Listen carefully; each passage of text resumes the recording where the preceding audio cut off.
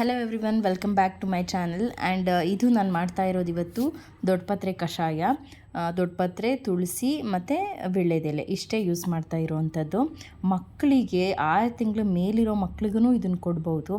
ಒಳ್ಳೆ best home remedy ಅನ್ಬೋದು. ನಾನು ಟ್ರೈಡ್ ಆ್ಯಂಡ್ ಟೆಸ್ಟೆಡ್ ಅಂತಲೇ ಹೇಳ್ಬೋದು. ನನ್ನ ಮಗಳಿಗೆ ಯಾವಾಗ ಶೀತ ಕೆಮ್ಮು ಬಂದರೂ ನಾನು ಇದೇ ಯೂಸ್ ಮಾಡೋದು.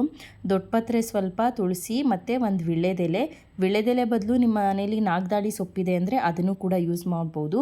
ಮೂರೂ ಹಂಚ ಮೇಲೆ ಸ್ವಲ್ಪ ಬಿಸಿ ಮಾಡಿಬಿಟ್ಟು ಅದರಿಂದ ರಸನ ತೆಗಿಬೇಕು. ಸೊ ಕೈಯಲ್ಲಿ ತುಂಬ ಬಿಸಿ ಇರೋ ಕಾರಣ ನಾನು ಸ್ಪೂನಲ್ಲಿ ಹಿಂಡ್ಬಿಟ್ಟು ಅದ್ರ ರಸನ ತೆಗಿತಾ ಇದ್ದೀನಿ. ಇಷ್ಟೇ, ಇದಕ್ಕಿನ್ನೇನು ಆ್ಯಡ್ ಮಾಡೋದು ಬೇಡ. ವೀಳ್ಯದೆಲೆ ಇಲ್ಲ ಅಂದರೆ ಪರವಾಗಿಲ್ಲ, ದೊಡ್ಡಪತ್ರೆ ಮೇನ್ ಇಂಗ್ರೀಡಿಯೆಂಟು. ದೊಡ್ಡಪತ್ರೆ, ತುಳಸಿ ಎರಡನ್ನೇ ಹಾಕಿಬಿಟ್ಟು ಸ್ವಲ್ಪ ಒಂದು 30 ಸೆಕೆಂಡ್ಸು ಬಿಸಿ ಮಾಡಿಬಿಟ್ಟು ಅದರಿಂದ ರಸ ತೆಗೆದು 6 ತಿಂಗಳು ಮೇಲಿನ ಮಕ್ಕಳಿಗೆ ಒಂದು ಅರ್ಧದಿಂದ 1 ಸ್ಪೂನು, ಮತ್ತು ದೊಡ್ಡವರು ಸಹ ತಗೋಬೋದು. ಹೇಗೆ ಕ್ಯೂರ್ ಆಗುತ್ತೆ, ಕಂಟಿನ್ಯೂಸ್ ಆಗಿ ಒಂದು 2-3 ದಿನ ಹಾಕಿದ್ವಿ ಅಂತ ಅಂದರೆ ಒಂಥರ ಆ್ಯಂಟಿಬಯೋಟಿಕ್ ಥರ ವರ್ಕ್ ಮಾಡುತ್ತೆ. ನೀವು ಯಾವುದೇ ಸಿರಪ್ಪು ಏನೂ ಹಾಕೋದೇ ಬೇಡ.